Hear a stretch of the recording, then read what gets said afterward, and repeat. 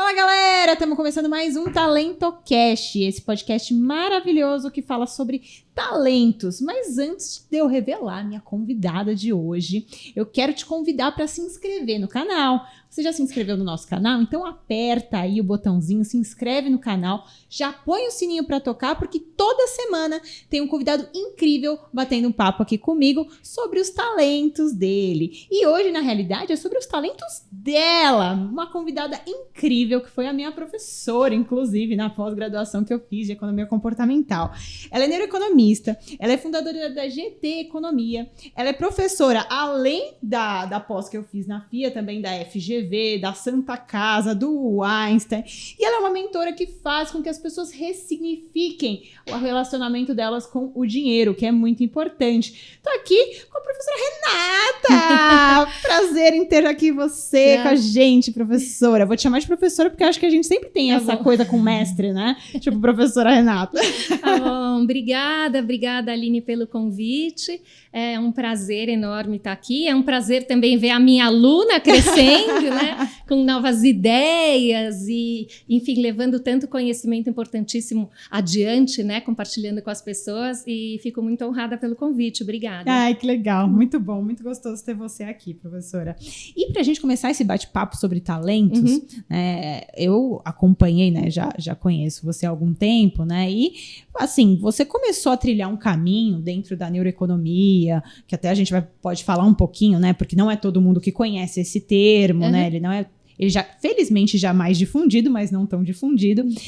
Mas você ali, eu entendo que foi uma das precursoras ali, que realmente se interessou pelo tema. Eu lembro que quando, até um parênteses, quando eu fui fazer a minha monografia da Faculdade de Economia, já existia uma discussãozinha que começou a chegar perto sobre economia comportamental. Eu falei, nossa, que assunto legal. Só que não existia nem livro. Não tinha livro. Aí o pessoal falou, um professor meu falou, cara, você está interessada por isso, tem uns livros em inglês. Eu até fui procurar, mas nem achava para comprar, sabe? Porque não era tipo a Amazon hoje, que você compra. Então, assim, muito legal. Conta pra gente como é que você se interessou por isso, né? Que você também tem a formação em economia. Como é que foi essa trajetória? Então, assim, eu sou economista, né? Me formei antes de você, com certeza. e não tinha nenhuma...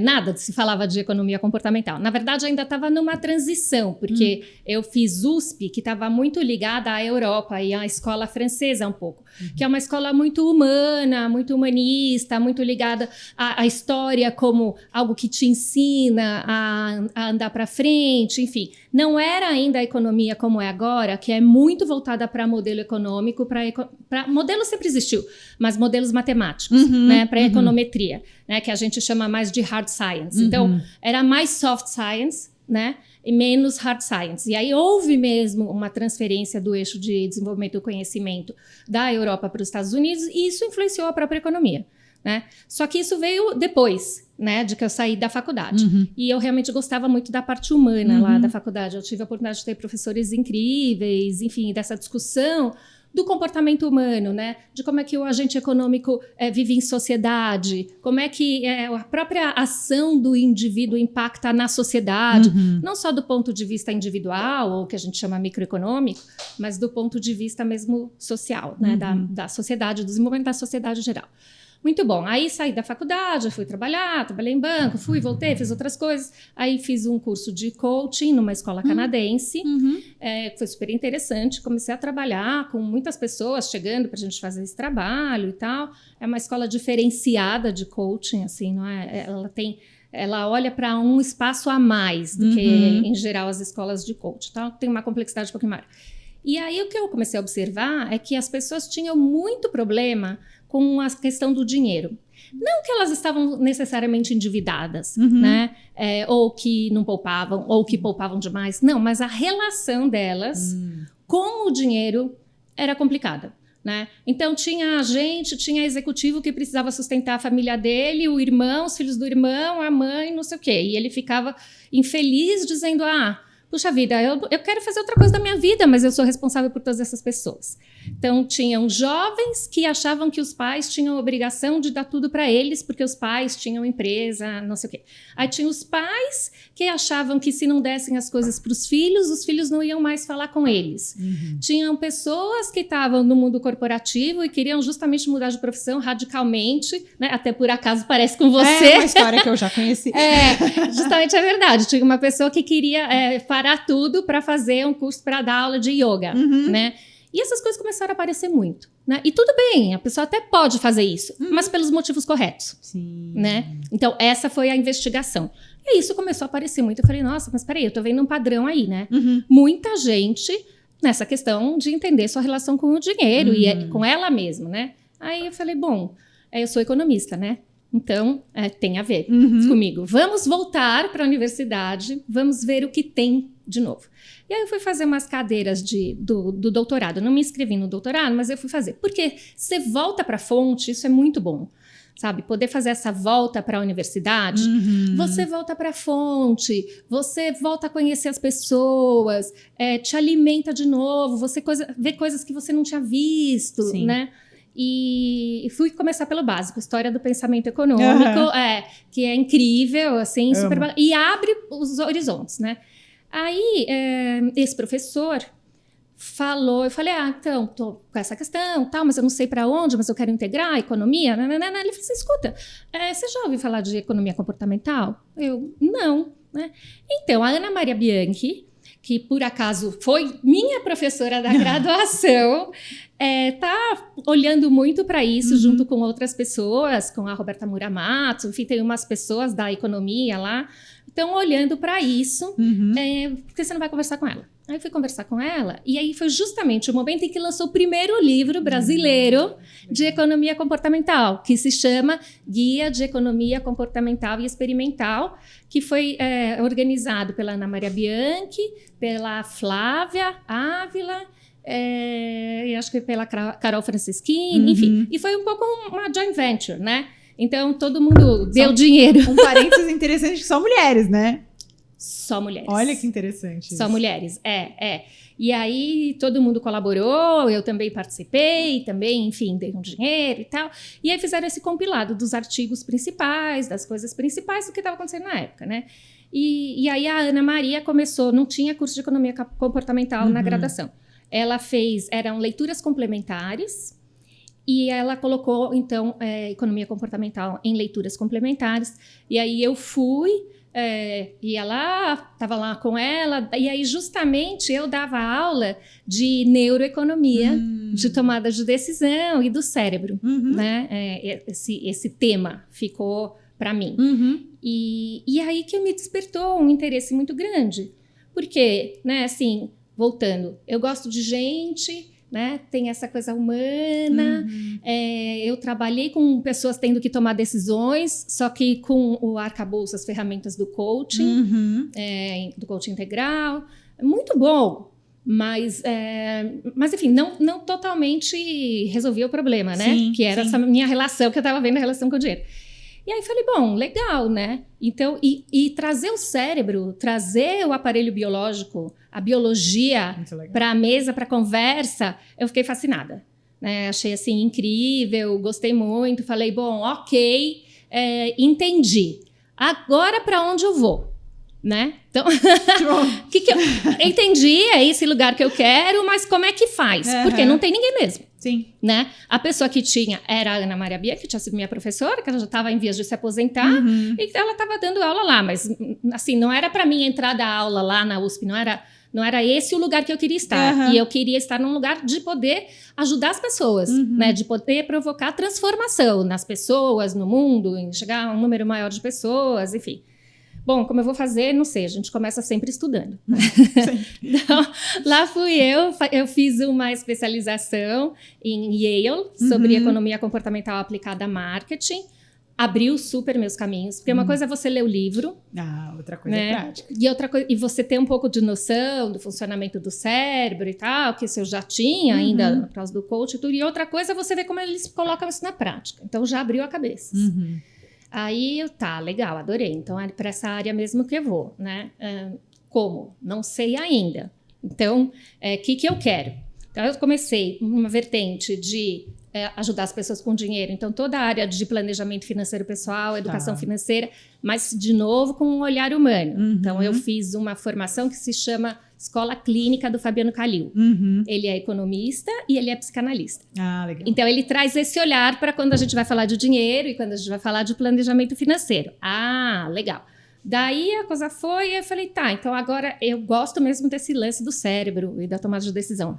O que tem? Tem um curso, uma especialização, essa é mais longa, de 2 anos e meio, na Santa Casa, uma ótima escola, de neurociência aplicada à sustentabilidade de pessoas e organizações.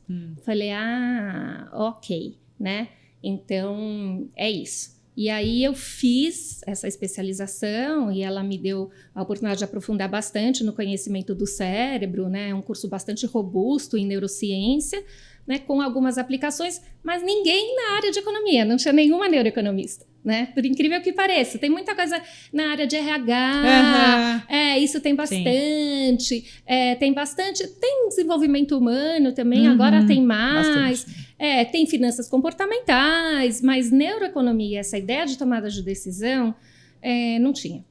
Né, assim, não tinha. Aí eu, ok, é isso que eu quero fazer.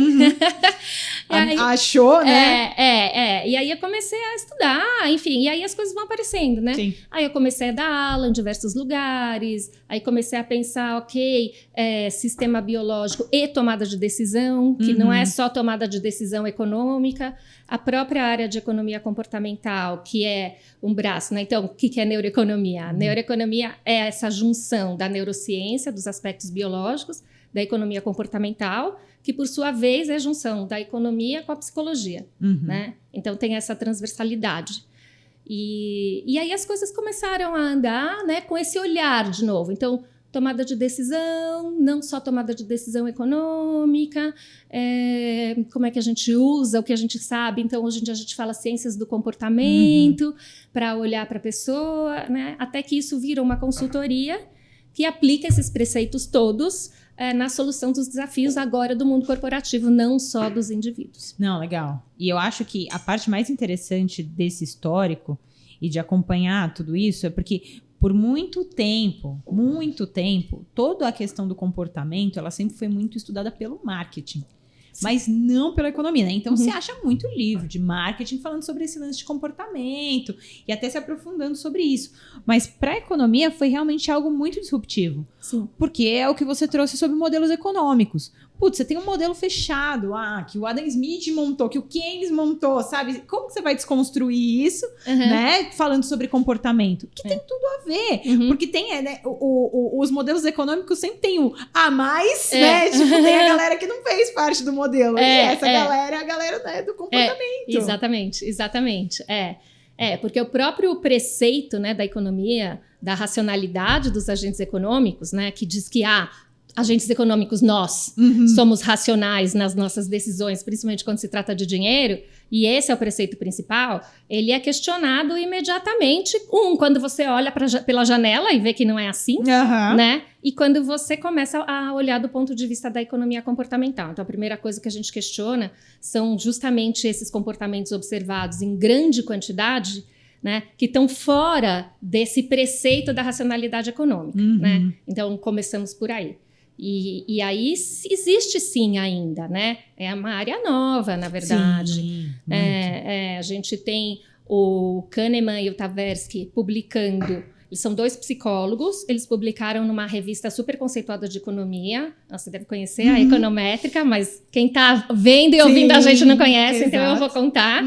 Tem uma revista super importante, super rigorosa, né, para publicação de trabalhos de economia, né, com muita matemática, que se chama Econométrica.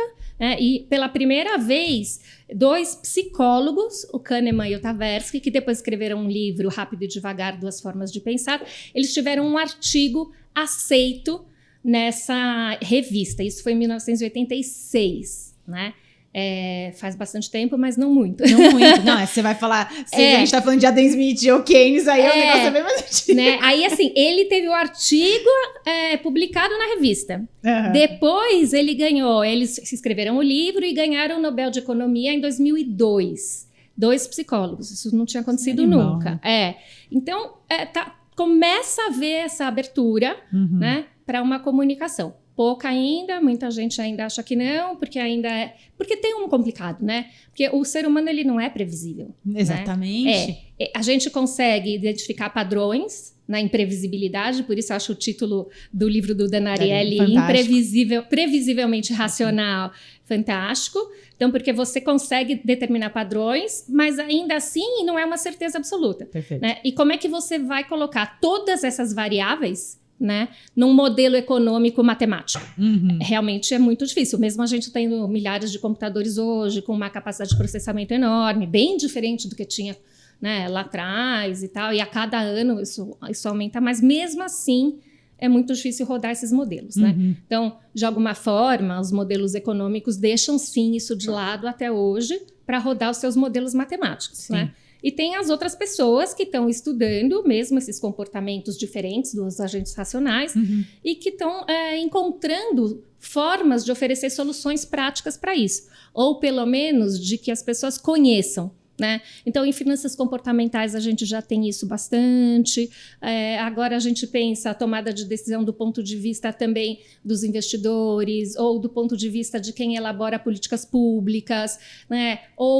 E agora é interessantíssimo, porque economia comportamental ela vai para todas as áreas. Então, o pessoal de design está usando economia comportamental, pessoal de banco está usando economia comportamental, experiência do usuário, economia comportamental. Por quê? Porque nós estamos falando agora de tomar de decisão, né? Como o ser humano toma decisão. E se você, além disso, trouxer como ele toma decisão do ponto de vista biológico, o que você ganha com isso, né? Você fala, o que você ganha? Saber mais? Não, você ganha precisão. Porque a hora que você entende como é o processo de tomada de decisão dentro, né, do indivíduo, nas suas conexões neurais, você sabe o que vai acontecer. Porque o que ele vai fazer está determinado pela circuitaria neural que é ativada em determinada circunstância. Que eu acho isso incrível, né? Por isso que assim que eu terminei a pós, eu lembro que eu fui fazer o curso da Carla Tiepo, né? Foi uma imersão mesmo, foram 3 dias, assim, tirei férias e fui fazer. E é muito legal, assim, você tem que gostar, né? Porque você olha o cérebro, você olha, aqui temos um neurônio, sabe? Então, assim, você tem que curtir essa pegada.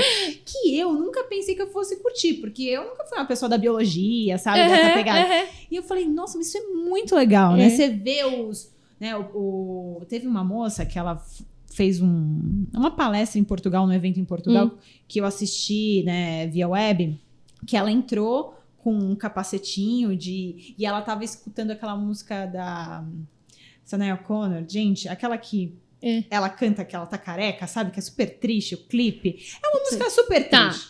E aí, tipo, ela pôs a música, entrou com o capacetinho, e aí ele tava, né, fazendo toda ele conseguia ler ali, isso, né? detectar a atividade e tava sendo mostrado no telão, e ela falou...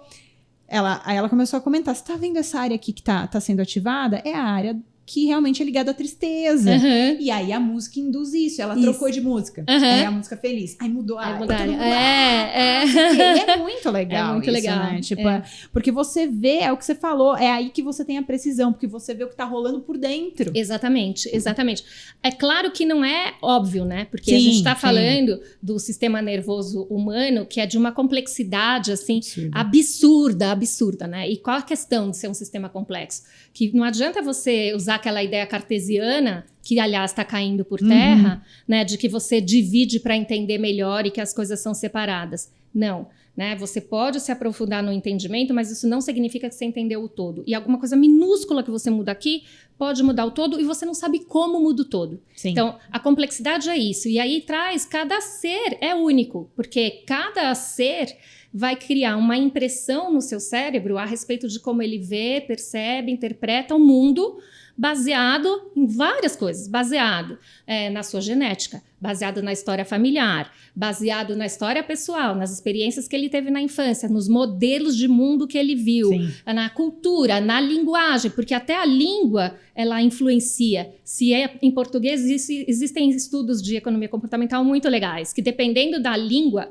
português, inglês, espanhol, o comportamento das pessoas é diferente, porque a semântica é diferente, né? Porque a interpretação daquela palavra e da forma e da própria gramática da língua, né, levam a uma compreensão diferente. Então, isso faz com que cada um de nós sejamos únicos, né? Então, dentro dessa unicidade, né, não dá para você prever completamente, mas você encontra, de novo, padrões muito fortes, né, de funcionamento cerebral, com essa ideia mesmo das ciências biológicas, né, e que te ajudam muito a entender com mais precisão. Sim. Né? E eu vou te contar uma história engraçada e contar pro pessoal aqui, né, que o tema é Talento Cash, né? Então, um pouco descubra seu talento, né? Opa, vamos lá. Eu tô contando o final da história.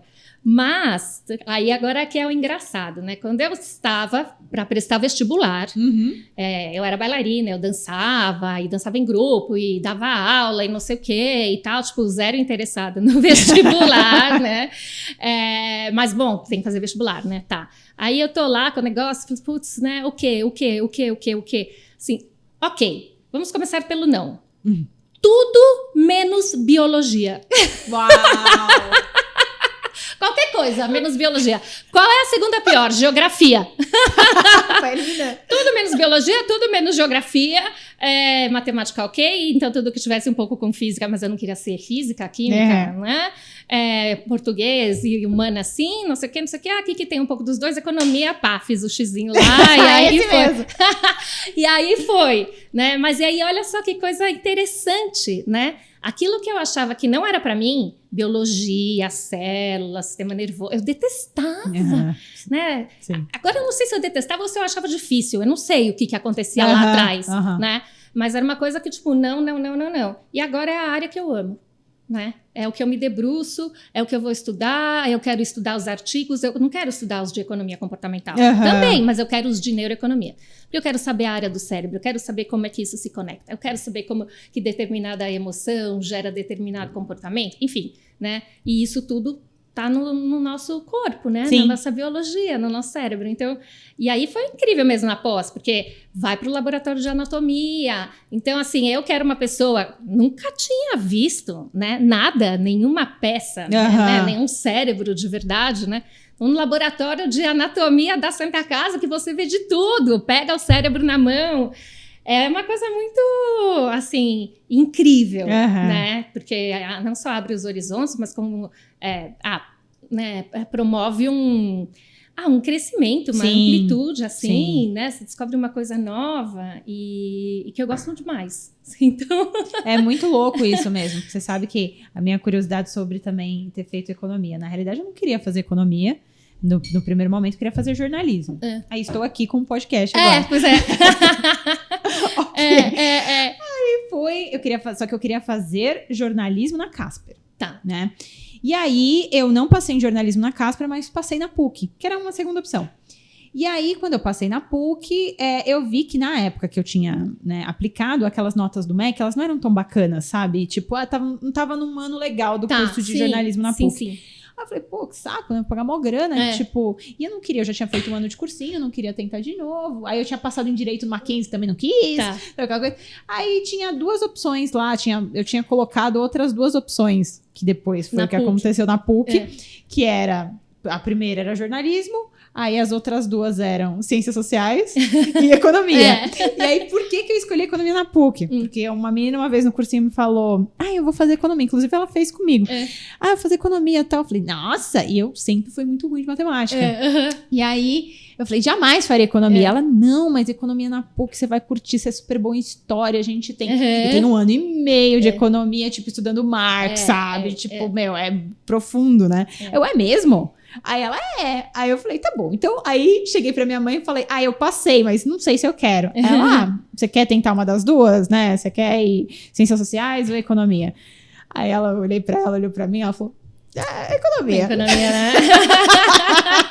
Um pouco mais garantido. Garantido o dinheirinho depois. Uma profissão assim, né? E tipo... Aí eu falei, tá bom, então vamos tentar. E aí, assim, foi uma faculdade super difícil pra mim, porque eu realmente tive que me superar em vários momentos pela questão da matemática. Nossa, a questão de humanas era tipo... Sim. Amo, tal, e não sei o quê. Mas como é importante também... E esse negócio que você me lembrou dessa história, como é importante alguém que te ensine realmente de verdade as coisas, sabe? E te desperte alguma coisa sobre isso. Meu pavor sempre foi microeconomia, sempre fui péssima. Eu era muito boa, por exemplo, em econometria, sabe? Mandava super bem, achava super estranho. E em microeconomia eu era péssima. E aí eu tive um professor de micro 1, que eu fiquei travada em micro 1, fiz DP e tal, e aí eu tava já na ADP e fui ele inventou uma P4 lá. Tá. E ele realmente acreditava, porque ele via que eu tava tentando e tinha dificuldade. Aí ele falou assim, pô, Aline, estuda. E eu tinha uma viagem, um intercâmbio pra Austrália, tipo de um mês, assim. Aí eu levei o livro de micro comigo pra Austrália. Eu vou te dar mais uma chance. Então estuda isso aqui, isso aqui, isso aqui. Faz os exercícios, tipo, se aplica. Quando você voltar, a gente vai tentar mais uma vez. Aí eu falei, tá bom. E fiquei estudando e tal, não sei o que. Voltei, fiz a prova. Com super medo, assim. Ai, meu Deus, não quero repetir de novo, tal, não sei o que. Aí, passei lá com 5, sabe? Aquele 5 raspado. Assim, que até hoje eu acho que ele me deu 5. Aí, foi muito engraçado, porque na micro 3, eu encontrei ele de novo. E ele me deu micro 3 e teoria dos jogos também, que eu fiz uma optativa. E aí ele falou, olha quem tá aqui de novo. Aí eu falei, mas eu melhorei. Aí foi muito engraçado, porque eu nem precisei ir pra P3, sabe? Eu fiz já, tipo, na P2 já foi, sabe? E ele falou, cara, que orgulho que eu fiquei de ver você, o seu desempenho e tudo mais, né? Aí eu falei, cara, foi muito por conta de você, porque se alguém não te dá uma chance, não te explica direito uma coisa, por isso que eu acho tão importante o papel do professor, né? Você pode fazer a pessoa desistir completamente, cara. E perder um potencial de algo por uma matéria. Por uma coisa, né? E você fica achando que essa é a verdade, né? Acho que todo mundo passou por essa experiência, né? Eu também passei por uma experiência muito semelhante à sua com estatística, né? Assim, estatística pra mim é um negócio que eu não vejo sentido, não entra na minha cabeça, eu não consigo, não dá. E o professor era um professor ruim, né? Então eu não conseguia entender de jeito nenhum. Eu sempre fui boa aluna, mas, meu Deus, aquele negócio me assombrava, né? Eu tirei nota baixa, eu tirei tipo assim, 3,5 na primeira, 2,5 na segunda, 1,5 na terceira. Eu falei, não é possível. Né? Eu não vou repetir um ano inteiro da faculdade por causa de uma matéria que eu não suporto. Não é possível. E aí, por um acaso, um tio meu era professor de estatística na FMU. Aí eu, pelo amor de Deus, me ajuda, porque não tá rolando. Eu sozinha não vou passar nesse negócio, né?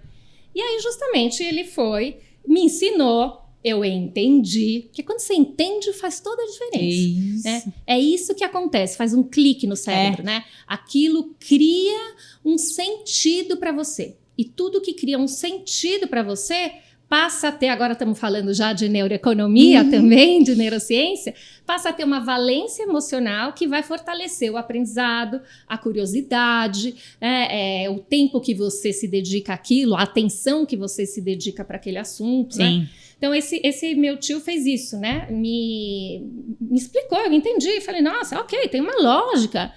Até que é legal. Faz sentido essa história. Faz sentido. Entendi, né? Assim, tá, beleza. E aí ele me deu os livros lá, faz os exercícios, né? Porque aí que é a história, né? Aí quando você entende, pelo menos eu gostei. Veja bem, eu tirei 1,5 na prova. Gostei. Aí tinha o livro. Aí eu fiz todos os exercícios do livro. Mas por que você fez todos os exercícios do livro? Só porque você é boa aluna? Não, porque eu tava gostando. Porque era um negócio prazeroso. Sim. Era gostoso. Sim. Fiz todos, várias vezes, não sei o que, acertou. Uma vez que você aprendeu, você acerta. Você não erra mais. Aí fui fazer a prova, que era a DP2.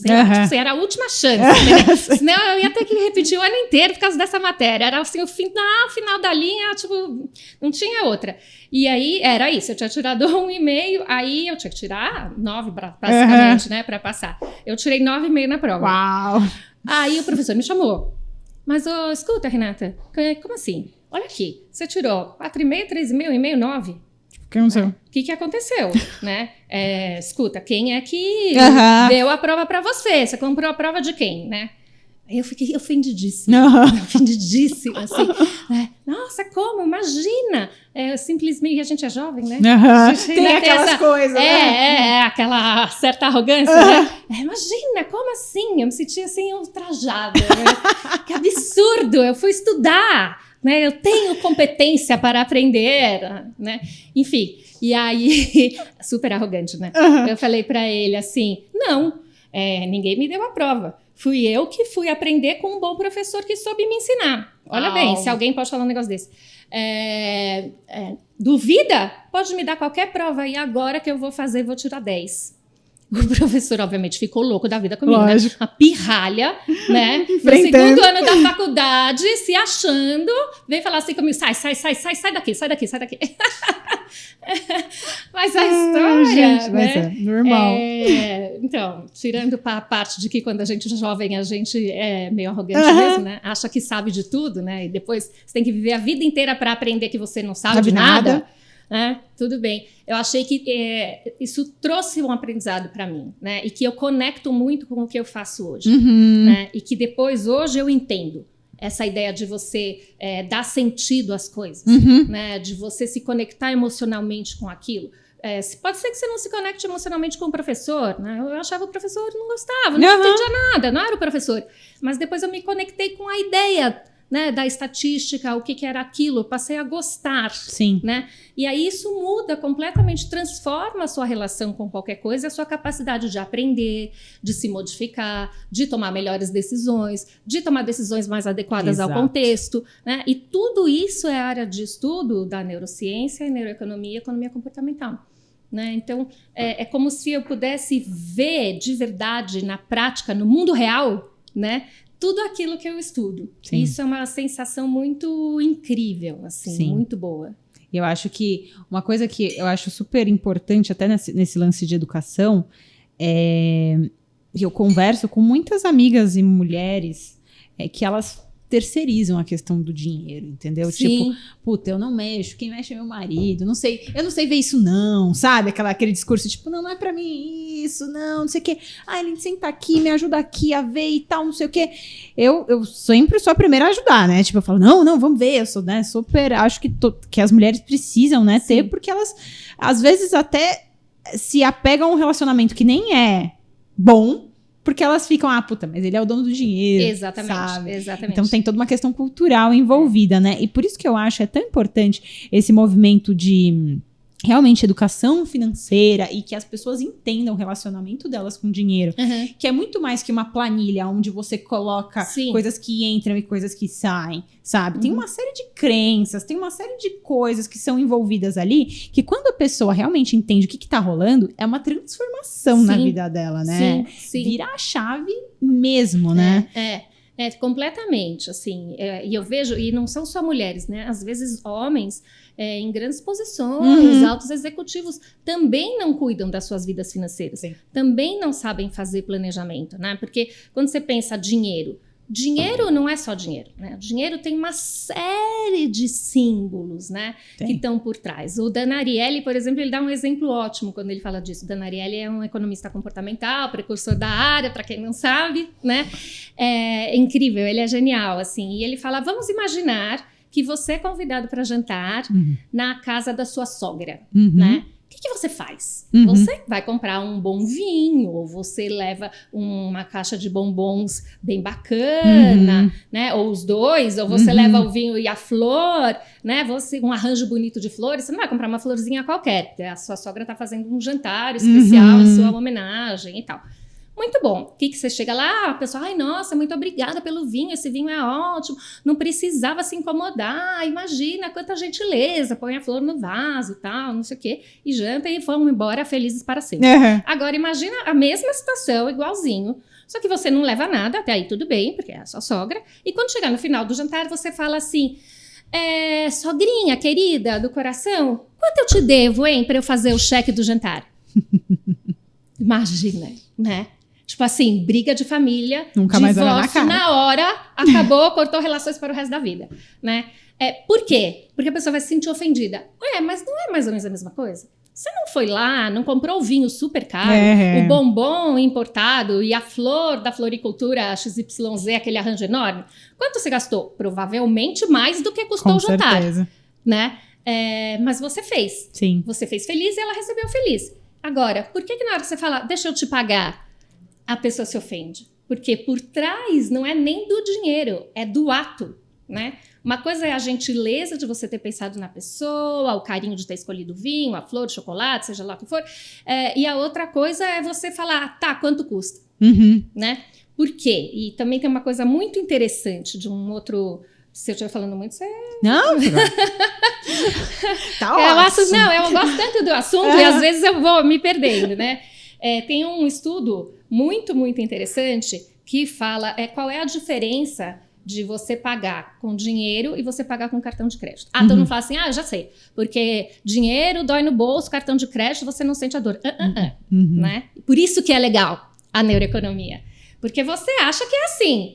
Agora você coloca o sujeito dentro da ressonância magnética e vai observar que áreas que são ativadas nessas situações, você descobre que é outra coisa completamente diferente, né? E já vou contar o que isso tem a ver com a sogra. Fica aí, segura aí. Aguenta aí, vai. Então, quando você vai pagar com dinheiro, o que acontece é que você usa áreas do cérebro mais conectadas ao pensamento mais racional mesmo, mais matemático, mais objetivo. É como se você pensasse, quanto custa isso? Eu quero comprar essa caneca. Quanto custa a caneca?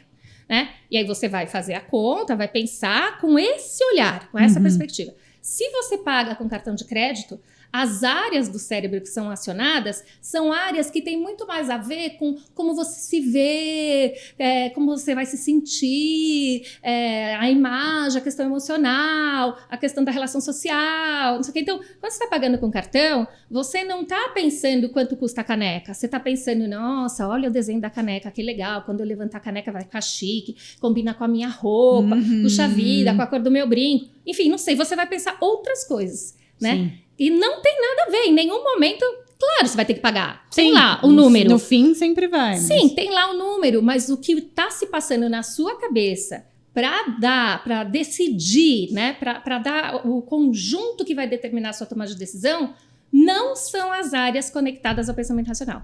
São as áreas conectadas ao pensamento mais emocional. Claro que tudo é junto, né? A gente nunca pode falar que é uma coisa só. Sim. Claro, evidentemente que sim. Que precisa ter a conta até para você lembrar o número da senha para colocar no cartão de crédito. Mas o motivador, o motor do seu comportamento, a origem, né, é completamente diferente. Então, a história da sogra é a mesma coisa. O que acontece, né? A interpretação da sogra, quando tem o chocolate, o vinho, é uma coisa muito mais, nossa, olha como ela gosta de mim, olha como ele gosta de mim, nossa, que consideração, puxa vida, que pessoa gentil, né?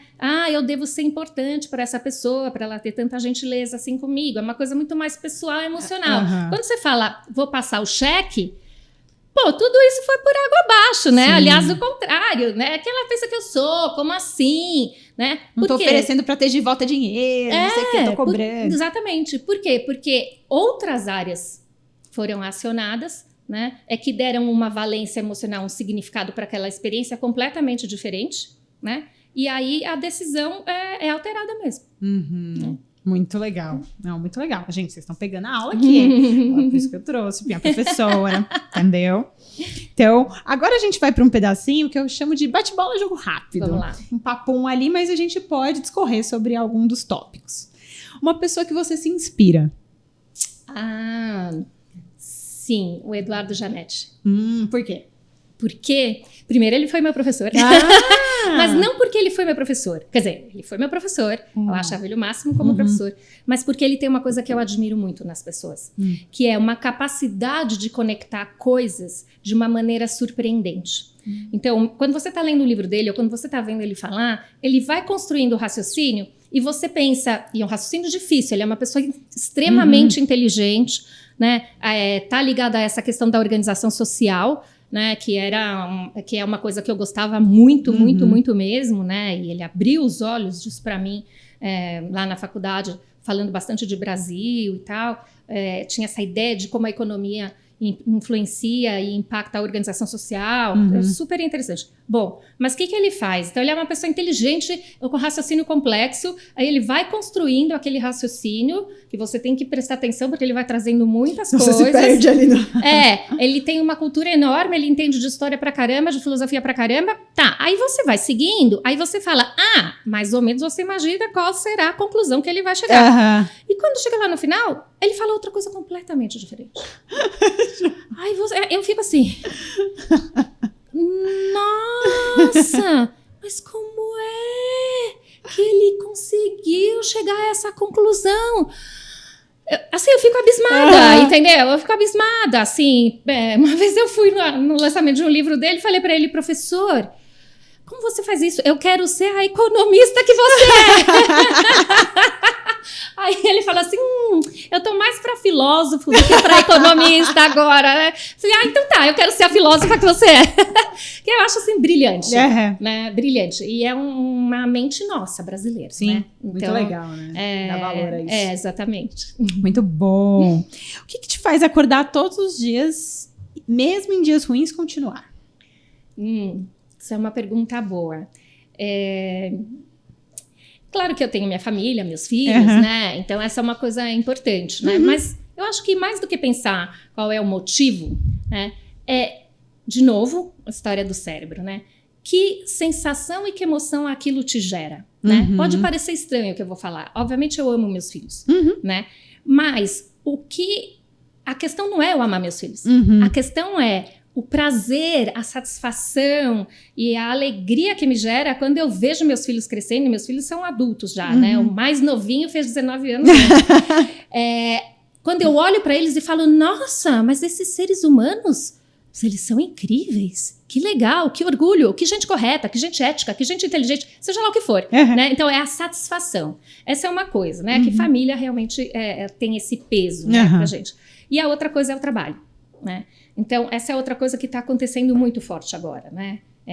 Sim, eu gosto muito de falar com as pessoas, gosto muito da mentoria, gosto muito de dar aula, e estou no momento muito legal da consultoria, né? Então, quando eu falo assim, nossa, eu estou no meio do trabalho, esse negócio é muito legal, que máximo. Muitas vezes eu me pego e falo assim, como eu adoro fazer isso, como eu adoro esse meu trabalho.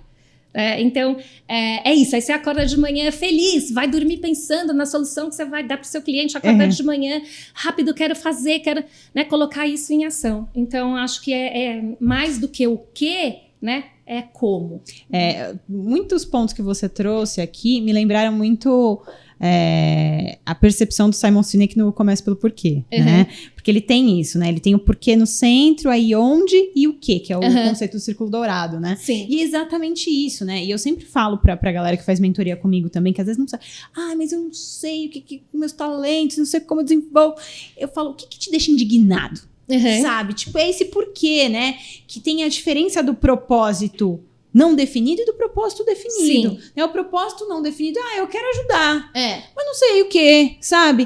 Não, eu quero ajudar com educação financeira de qualidade para que as pessoas entendam a relação delas com o dinheiro. Puta, isso é um porquê. E aí onde? E o quê? Sabe? E você consegue construir essa trajetória. E isso tem total significado para você. E aí realmente onde você consegue se entender ali que te faz feliz, né? Então é muito, muito legal isso.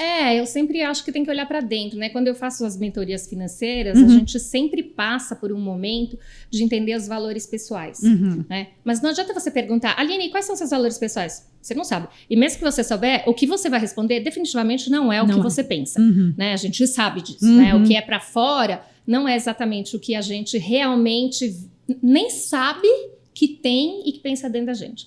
Então, eu faço isso com um baralho de valores. E é muito interessante. Legal. Porque as pessoas, aí elas têm que escolher. É difícil, né? Começa com um monte, tem que tirar.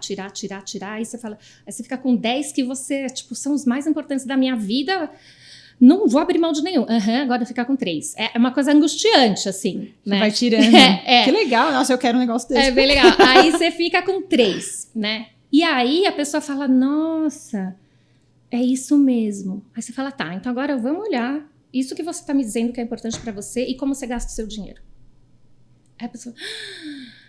Choque. Nossa, mas peraí, por que eu gastei dinheiro com isso, se eu quero isso, né? E aí, clica. né?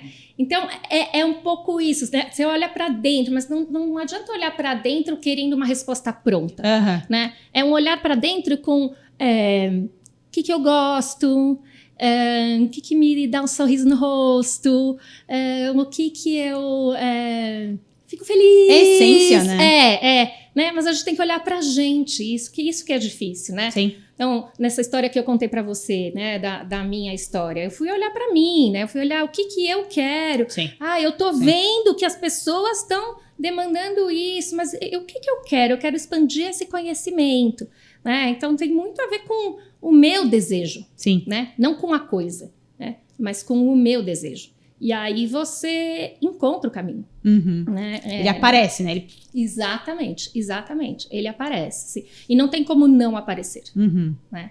Só se você não olhar para dentro. Se você ficar procurando fora, perguntando o que, a coisa fora, vai ser mais difícil. Sim. Né? Então você tem que virar o olhar para dentro, né? E pesquisar lá dentro. E às vezes é necessário você ainda, porque é tão difícil as pessoas olharem para dentro, que às vezes é necessário elas olharem para fora, pedirem ajuda e depois, né? Aí elas vão caminhando.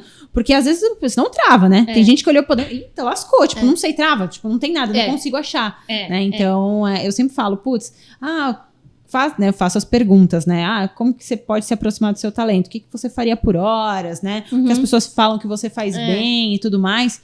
E se você não sabe responder isso, pergunta pra alguém próximo de você. E aí a pessoa começa a tomar consciência daquilo, né? E vai trazendo pra ela. Porque, as pessoas às vezes são tão fechadas que é muito difícil, né? É difícil, né? E acho que o papel do mentor, né? Você faz isso, eu faço isso.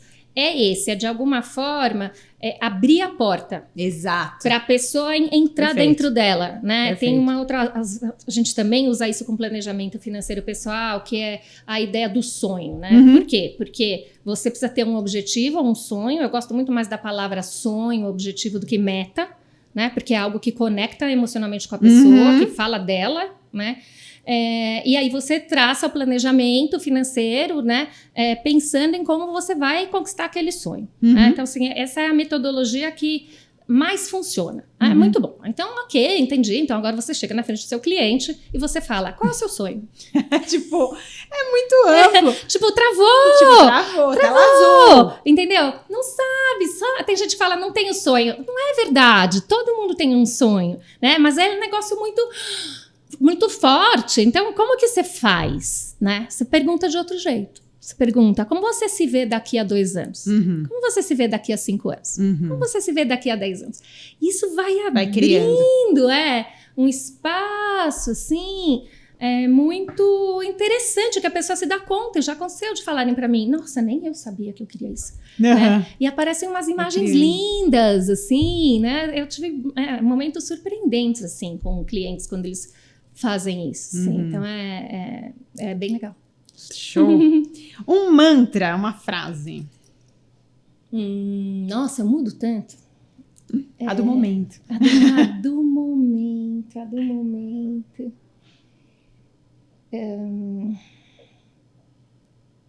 Tem uma frase da alquimia que eu acho que é muito legal e tem a ver com uma coisa da confiança e que você confia primeiro e depois vai. Tá. Né?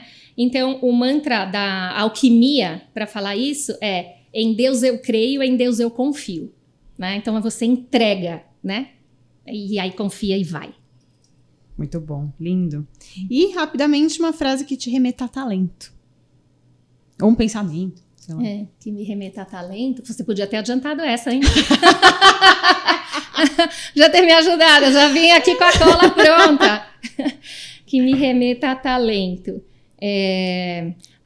Não sei se é uma frase, mas o que eu diria sobre talento, né? Que não se trata de você descobrir o talento, porque o seu talento já está lá. A única coisa é que ele está encoberto, a gente poderia dizer, ou ele está escondido, né? Também tem uma metáfora muito bonita, essa é do Vedanta, do Advaita, que diz que nós somos uma luz, né? Como uma lâmpada. E a gente já tem esse brilho. Né?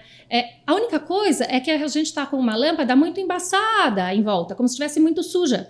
Então, a única coisa que a gente tem que fazer é tirar a sujeira, é polir o vidro da lâmpada, tirar a sujeira, desembaçar para que a gente possa ficar transparente, né? E que a nossa luz possa brilhar.